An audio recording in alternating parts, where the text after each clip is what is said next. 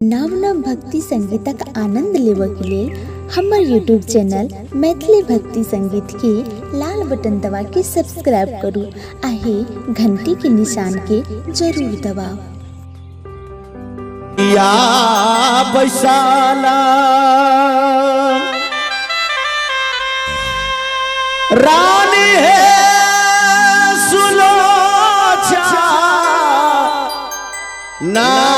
है सासू सासू से रजिया करती न है सासू जी है सापा ना है देखलिए बड़ा जागो तसे लंका लंका का ढगा माता बोली है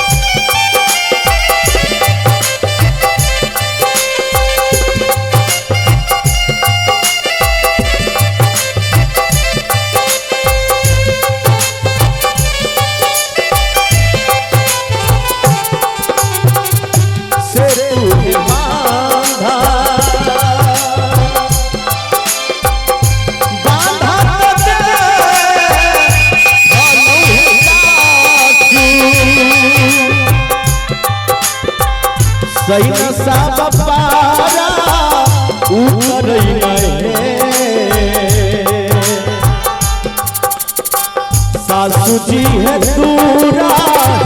ही से बिरहन ना से लंका लंका का भटा दो लई है सासू है दूरा ही से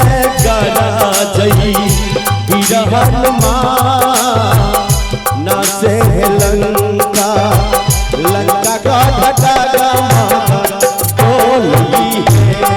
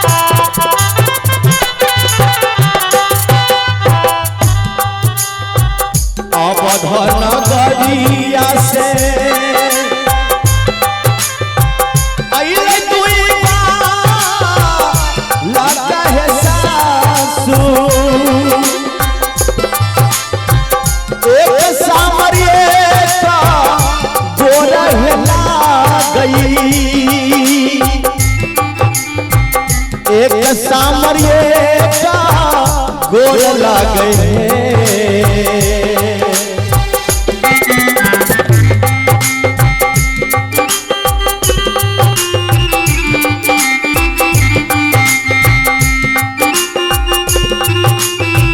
हे भगवान।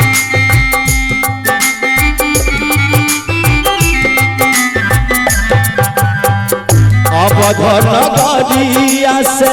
अइले दुई लगता है सासू एक सामरिए का गोर लागे सासू जी है सैया बई बीरवन ना से लंका लंका गढ़ डोलई है सासू सैया बई बीरवन ना से लंका लंका गढ़ डोलई है।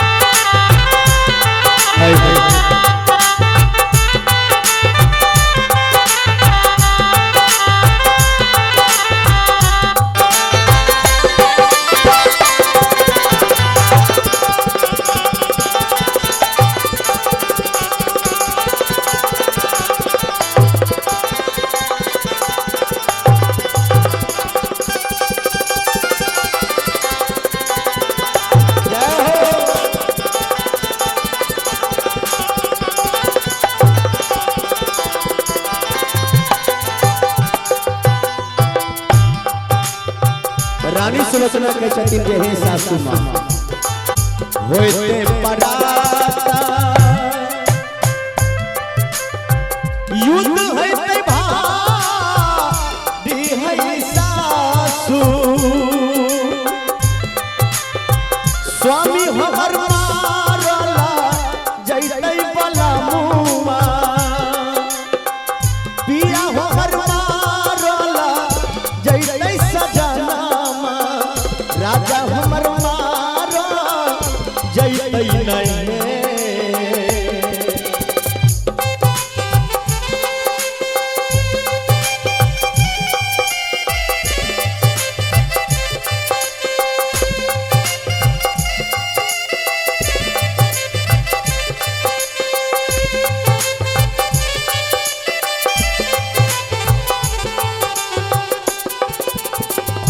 होते पराता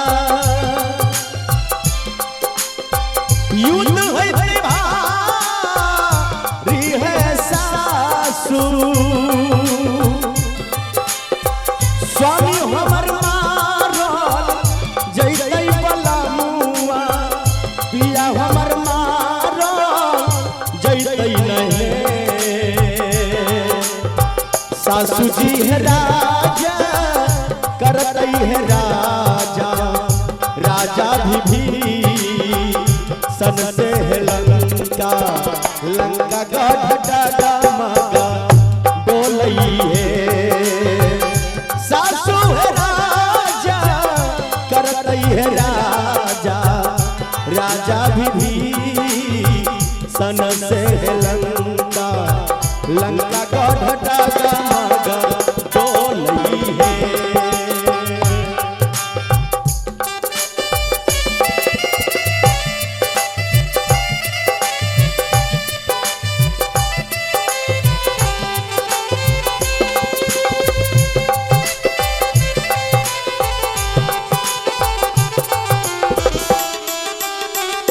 बहुत बढ़िया।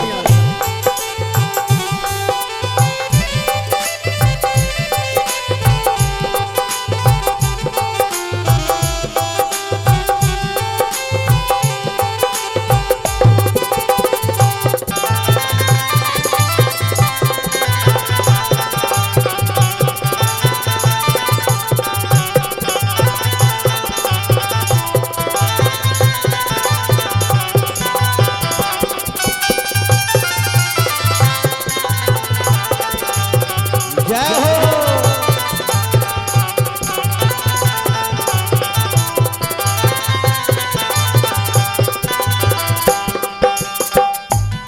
अंत में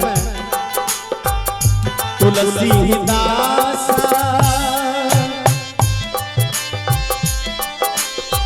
प्रभु सोहर का वाला है गाबी,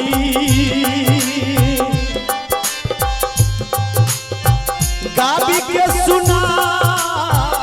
वाला है गाबी, गाबी के सुना वाला नहीं है।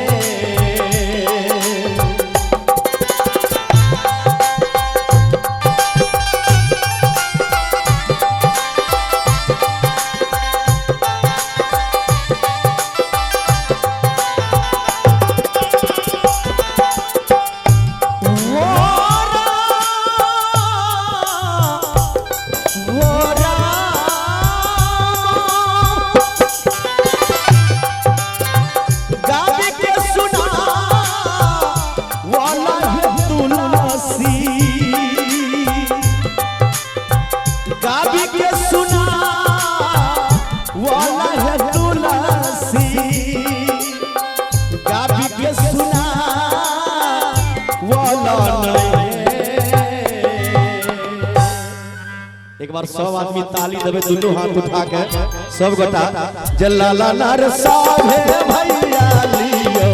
रे बिचारा महलिया सोहर गाओ लाला नार साहे पहिन लियो रे बिचारा महलिया सोहर गाओ रहे मचिया बैसाला